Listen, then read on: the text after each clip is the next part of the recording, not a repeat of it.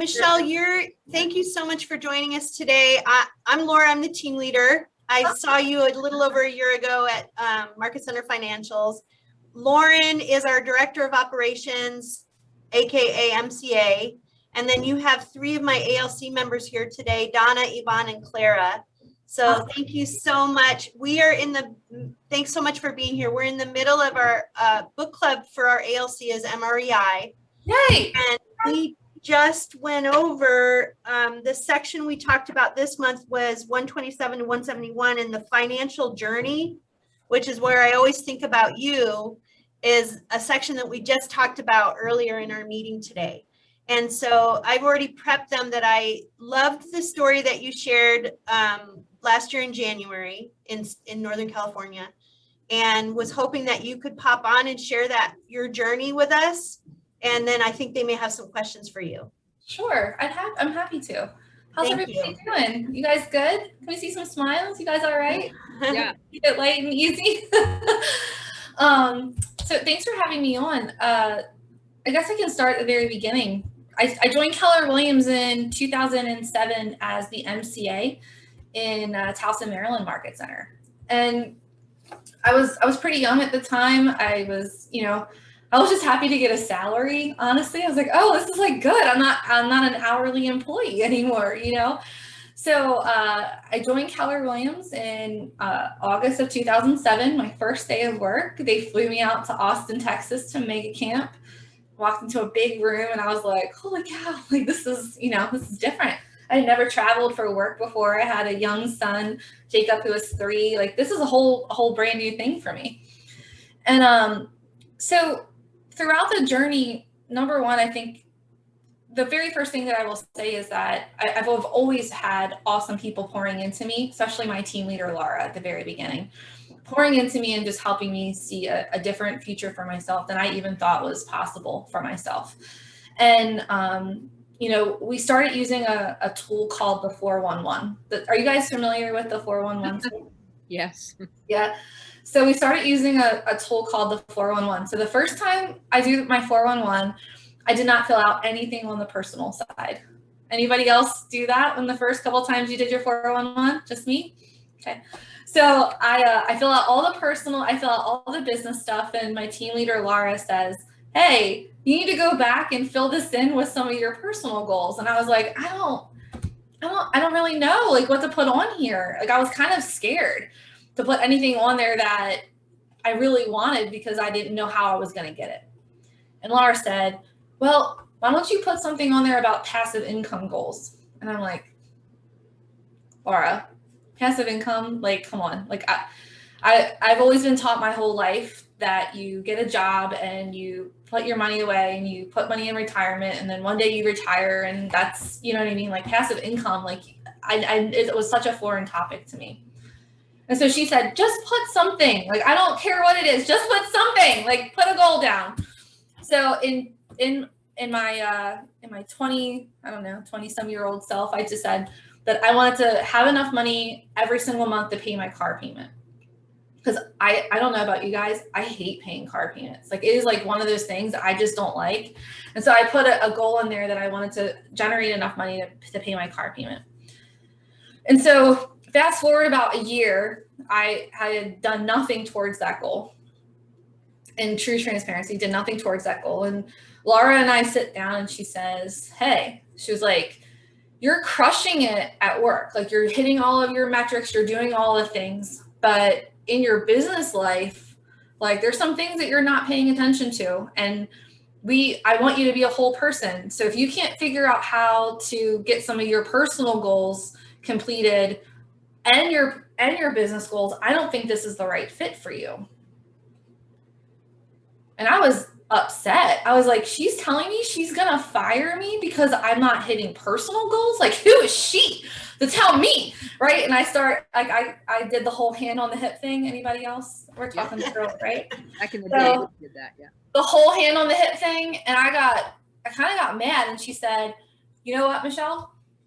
I'm teaching Millionaire Real Estate Investor this Saturday. We're hosting a webinar, or hosting a seminar at the office. And she said, I want you to come and I want you to actually take the course, not set the juice out, not make sure everybody's checked in, not do it. I want you to sit in the room and take the course. And I want you to bring Josh with you. Now, this is what you guys need to know about me and my husband. We've been dating since high school. I was 15 and 17 the first time he took me out on a date. So understand, we were kids together growing up, right? I was always the front row student taking notes and like loving school. And he was the kid who they actually made rules for the entire school the year after he graduated because he was late so many days in a row.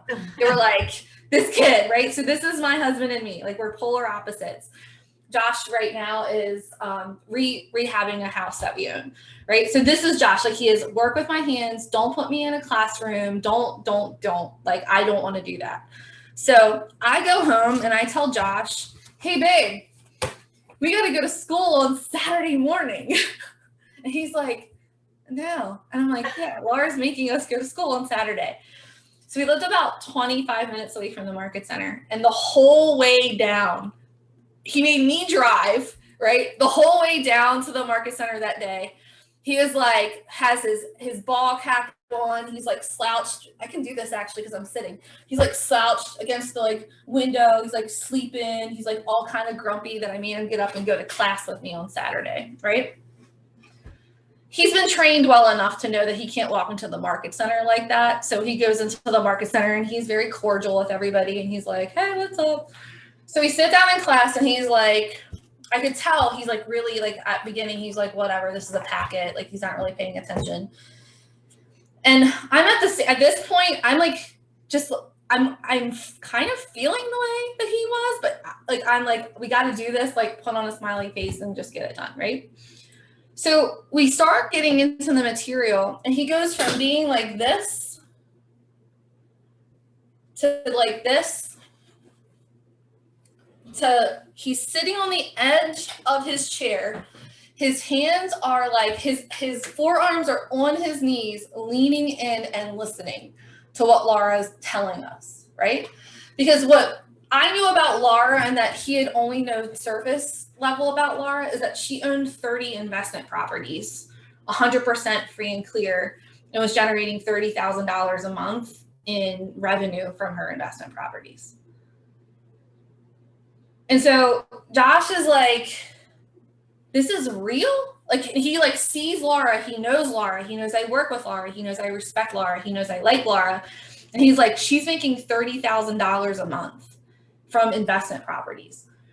So he goes from now remember, he's like leaned up against the wall, like doesn't want to be there, to like doing the whole, babe, did you hear that? Did you hear that? I'm like, yes, you're going to give me bruises. Stop. Like, I've heard you. Like, I know what you're talking about.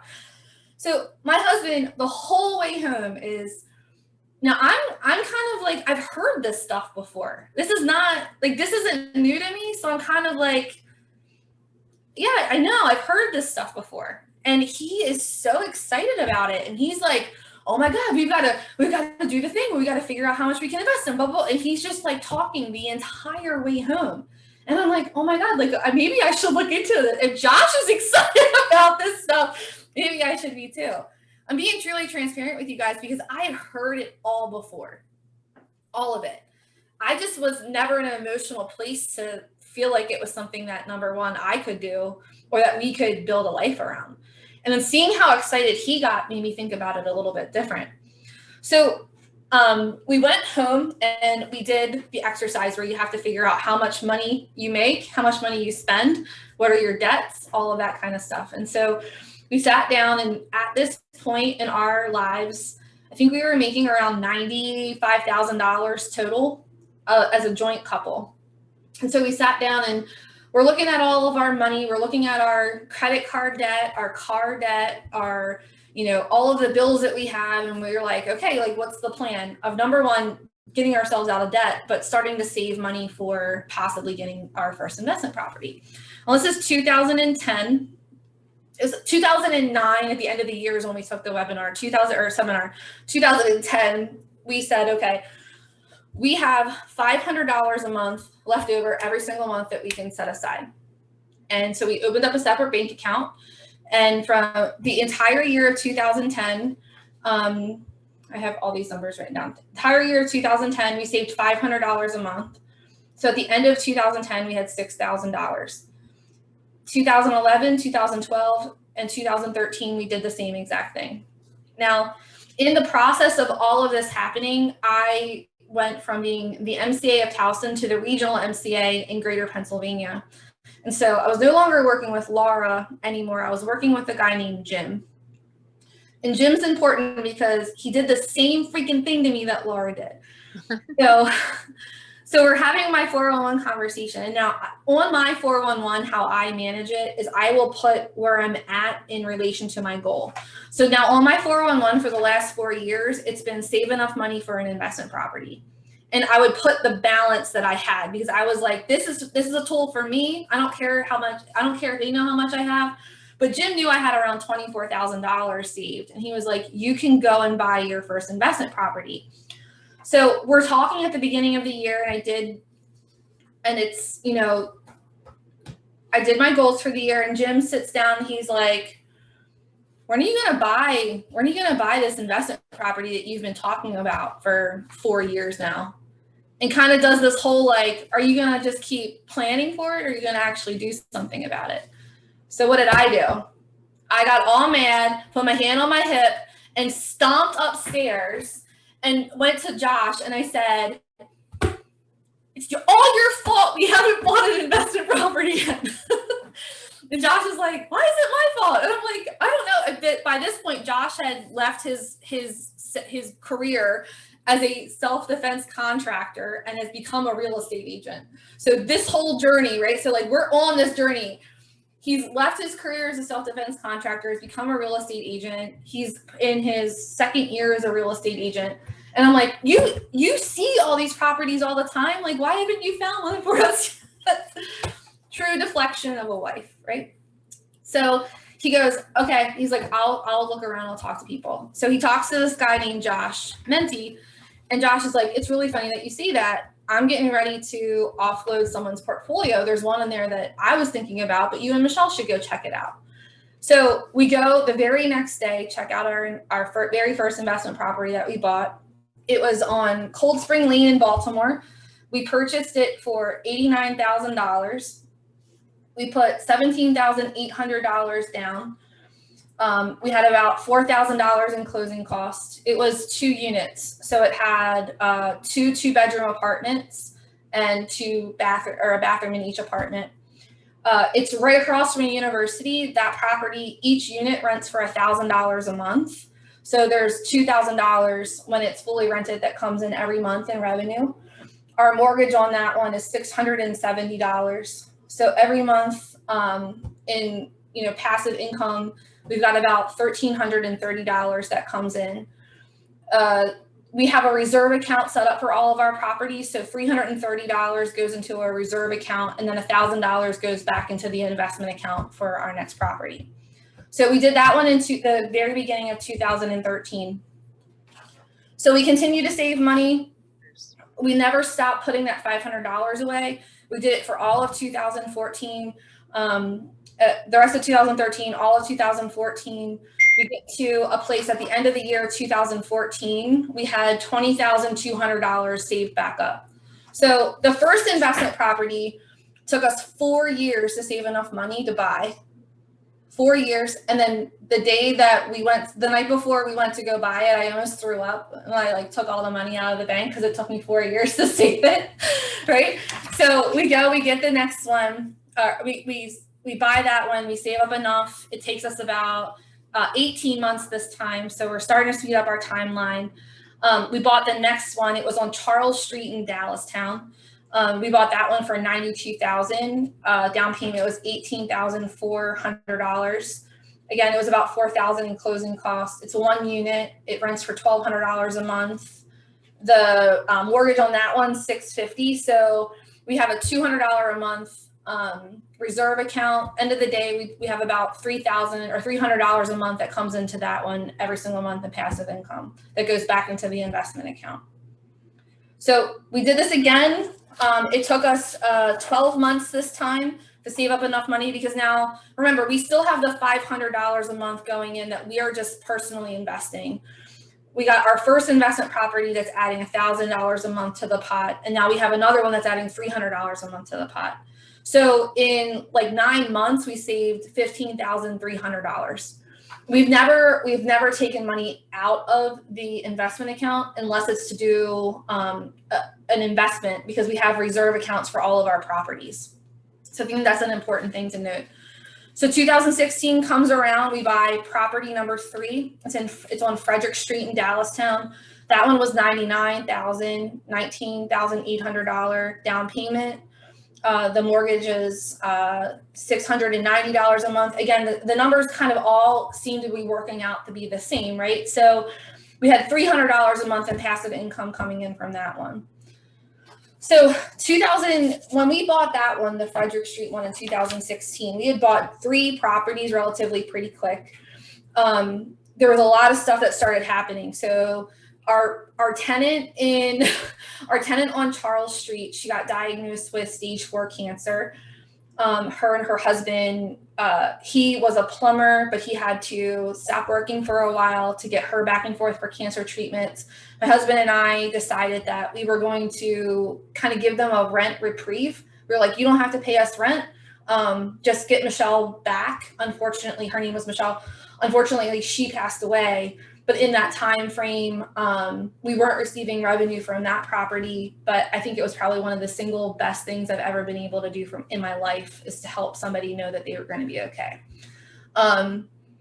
So we had the tenant, our first tenant on Frederick Street, got caught. She got arrested for running down a highway naked. So she didn't last very long because she ended up in prison. There's a lot of stuff, right? I tell you guys this because like there's a little bit of like a journey that starts to happen. We had one of our properties, one of the units in Baltimore, the sewage line backed up. That was fun to have to try to coordinate the cleanup of that one, right? Couple of key things that we learned. Number one, the reserve accounts are key to this. The reserve accounts are key to this. So for us, having that money set in each of those bank accounts that we just took off the table every single month literally saved our butts so many times, because we had a couple $1,000s at any point in those accounts that we could pull from. The second thing is that we really learned fast how to screen better tenants and where we needed help and the services that we could use to get help. So that was kind of those lessons that we learned early on as early investors, that we were kind of like, oh, we got it. Like, we're good. We don't have to worry about this, you know, and then life happens and you're like, oh, there was a model we should have been following all along. Are you property managing all of them too yourself? Josh is property managing all of them. Okay. Yeah. So 2016, we didn't buy one. 2017, we didn't buy one. We get to the end of 2018, and that account had really started to accumulate, because now remember, like, we start getting rent back for the units that were vacant. There's a whole bunch of stuff happens. A couple of years go by. We had about $70,000 that was in our investment account that I was starting to get itchy about. Josh was starting to get itchy about. We're like, okay, like, we need to do something, because now we have money that's not making us money. I was looking at the interest that we were earning. We were earning like $35 a month for all of that. And I'm like, if we divided that by 3, we would be making, you know what I mean? So like, we're starting to really understand that, like, we got to get something going with our money. So interesting enough, because Josh is a real estate agent, when we bought Frederick Street, the first one, it's a duplex, it's like a row home. What do they call townhouses? Row homes? They call them row homes in our area. It's a townhouse that's connected to another townhouse. So when we bought that one, Josh did door knocking in the neighborhood and just said, hey, like, if you're interested in selling your house, please let me know. I'd like to make you an offer. Because we were just still in this, like, you know, acquisition phase. And so when we bought Frederick Street, he met the next door neighbor, and that neighbor had become a really great referral source for us in Dallastown, by the way, just in like terms of like listing houses. So one day the neighbor calls, Josh thinks he's getting a referral, and the guy's like, hey, Josh, like, I'm ready to sell, but I think you might want to like look at our unit, because I'd like to sell it to you. You said that right? So Josh is like, all right. So he goes out and he meets Bob Bob had just got done like redoing the entire house, and he's like, Josh is like, you know, what do you want for it, Bob? And he's like, well, if we don't have to list it, I'd take $84,000. We had $68,000 already saved, right? So in our investment account, so I go, Josh, like we could do a personal loan and buy it cash. And he was like, oh yeah, we could do that. I was like, we don't need to do a mortgage. We could just do it straight cash and then recoup the money that way. And so that's what we did. So on February 14th of 2019, we bought Frederick Street number 2. We bought it for $84,000. We paid it completely off in cash.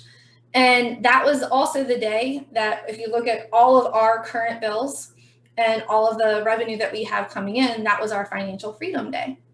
Because now we have more coming in passive income than we did household bills.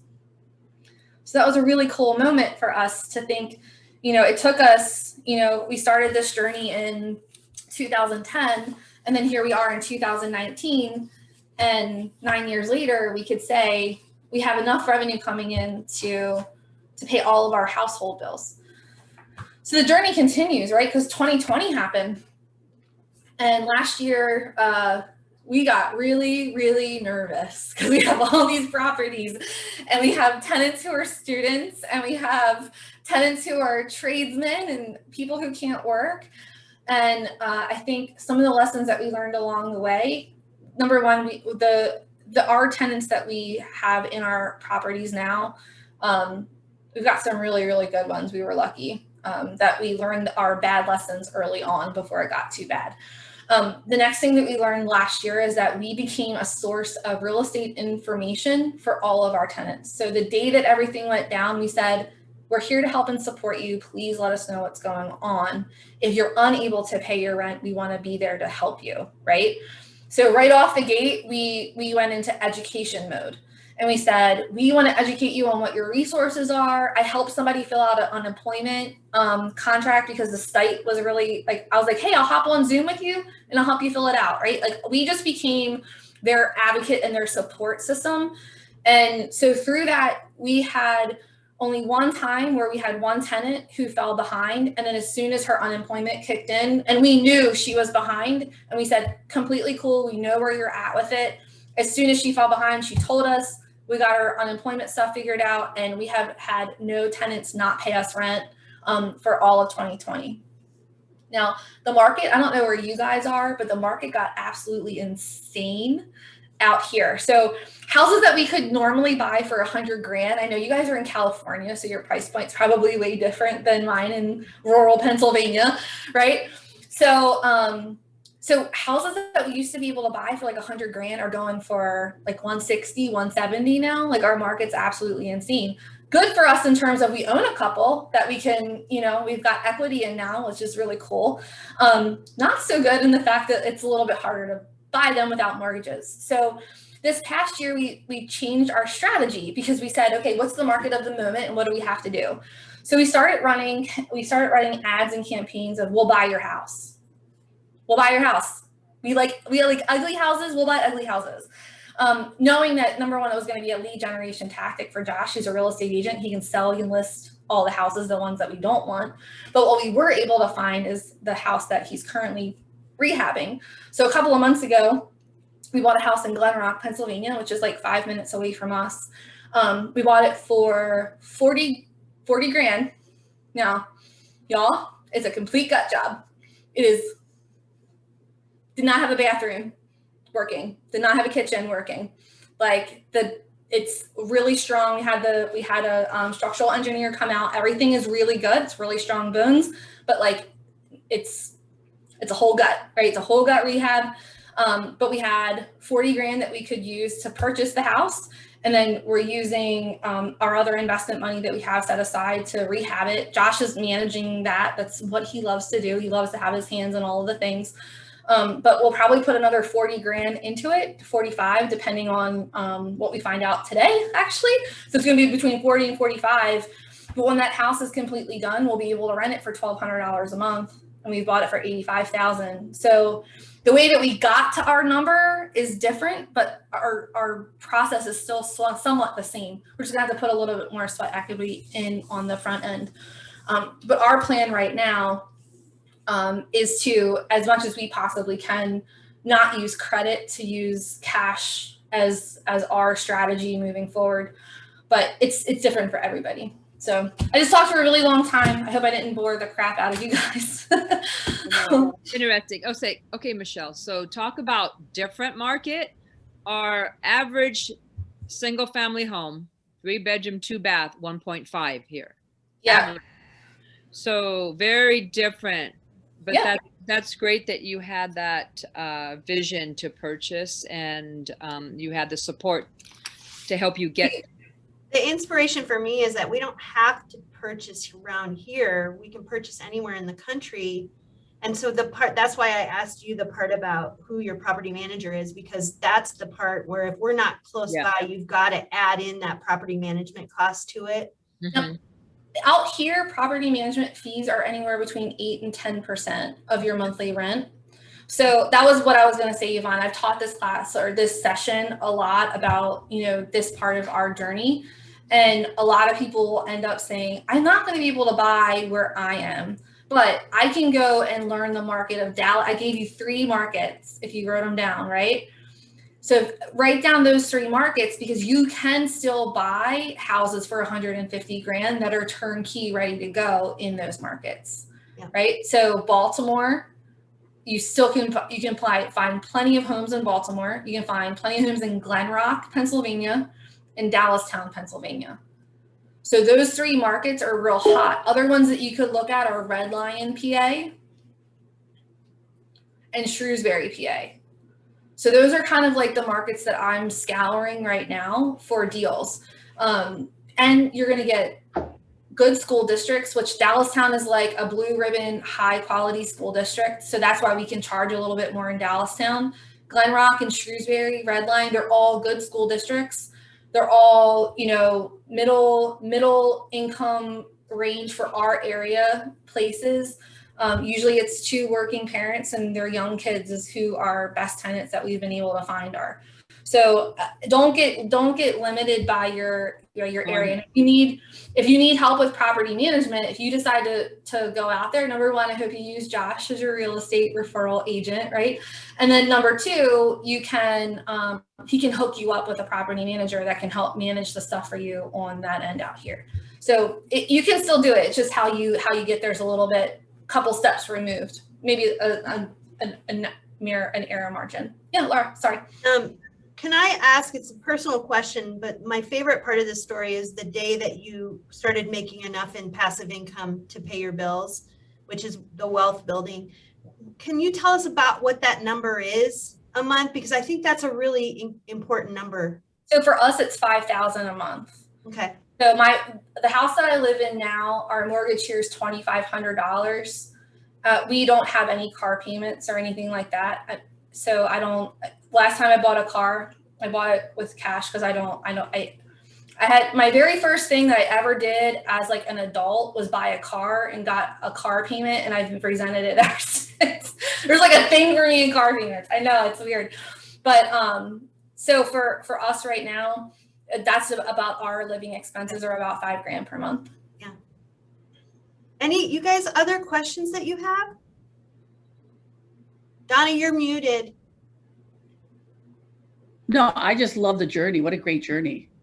That was a great story. And she's not done. I mean, they're still adding, and that's the part that's amazing. And so when you read that part in the MREI book, that your financial journey, which I think by the end of that story, it's 15 properties over was 20 years or something like that. I just think she's a perfect example of how it can happen in more of that $100,000 range. You know what I mean? It doesn't have to be $1 million range, which seems overwhelming.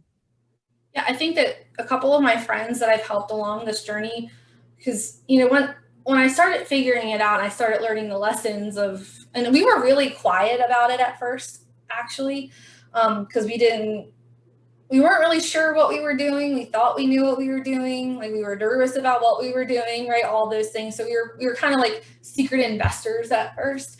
But when we started figuring it out and we started telling people about it, they're very, very curious about it too, right?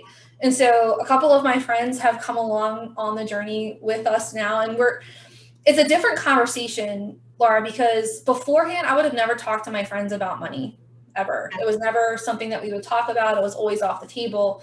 And now, you know, the friends that I've had for a long time and I are talking about building passive income and building wealth and conversations that we would have never had before. And it's exciting because now I can see how they're starting to, you know, my one friend Lindsay a couple of weeks ago said she's got Bryn's college taken care of. Now she's working on Ava's. Right, through buying real estate properties and watching them appreciate. And it's been really fun because even like right now the market's nuts. It's crazy. Like we're like, but I feel good about the fact that, you know, our investments are pretty solid in real estate. Like they're, you know, it feels good to know that like the future is pretty safe. And I tend to want to do things that are safer, you know, just in my nature. Financially, I'm more conservative. One of the things you shared last year was that when other people were spending and buying fancier cars, that you guys didn't do the shiny object thing. Yeah, so that's 100%. So number one, we live very conservatively in our just personal life, right? So and I make, by the way, I make a lot more money now than we did when we were, you know, 20 some years old. That's just another part of the journey too, right? So, when my friends were buying bigger houses and my friends were buying more expensive cars and my friends were going on like, right, like, and I don't feel like we were ever deprived, but we were always more conservative. It's hard when you see a lot of people around you doing the things and you're like, well, I'm just going to keep, you know, living in this house and doing the things and, you know, whatever. And that's part of the self-discipline that you learn too, by the way, right? So part of what I will say is that when we did buy the bigger house, we bought a foreclosure that was known as the cat house. That had, because we live in the same area that we've always lived in.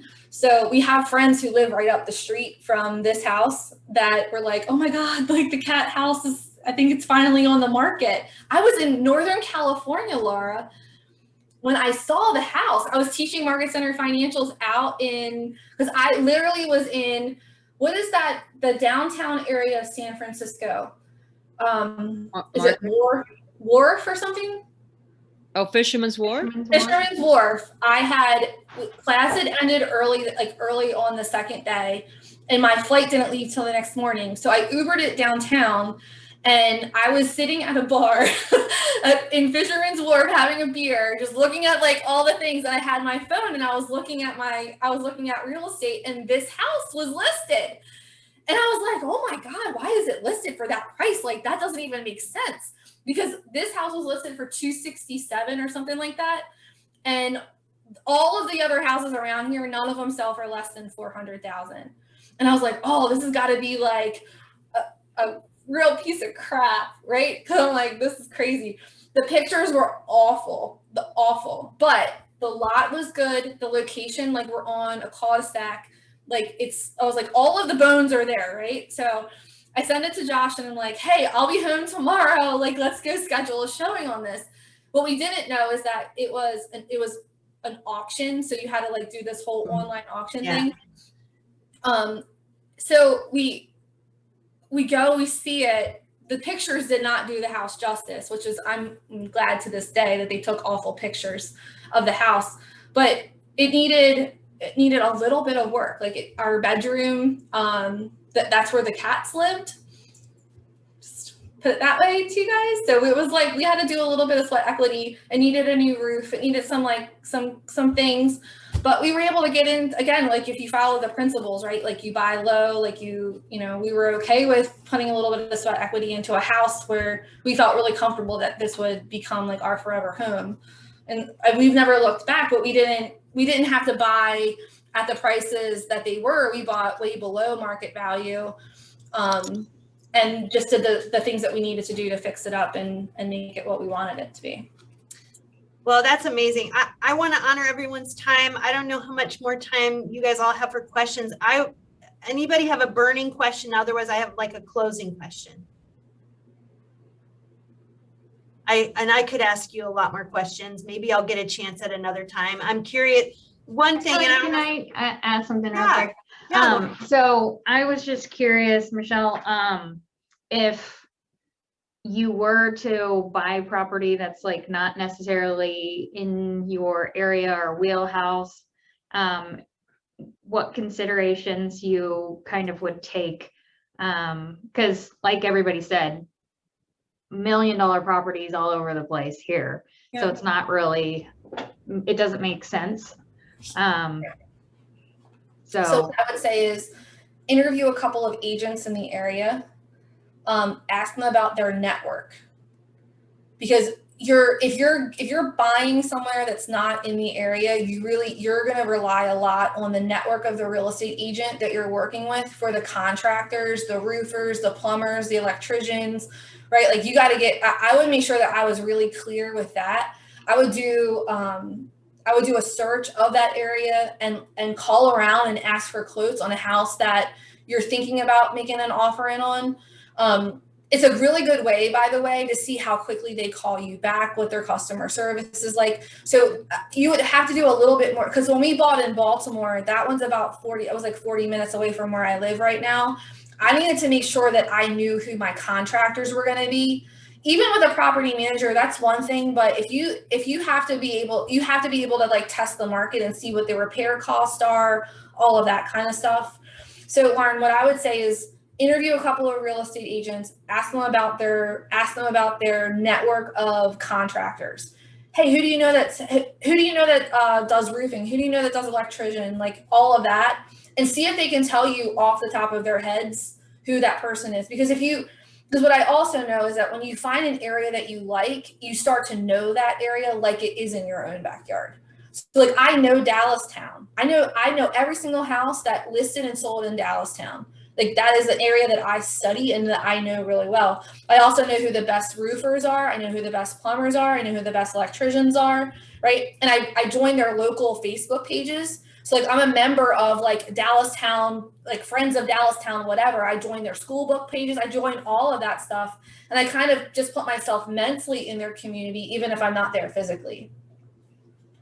Thanks. Thank you. Thanks. Yep. Okay, so final question. What would be one Keller Williams thing that you would recommend is the best thing that you've really learned from being with KW, or recommend to everybody to focus on? That's a great question. For me, it's about being a whole person and not just, so along my journey, I've been really fortunate to have people in my life that were invested in me, not only on the business side of my life, but my personal side, and people who really genuinely wanted more for me in my life.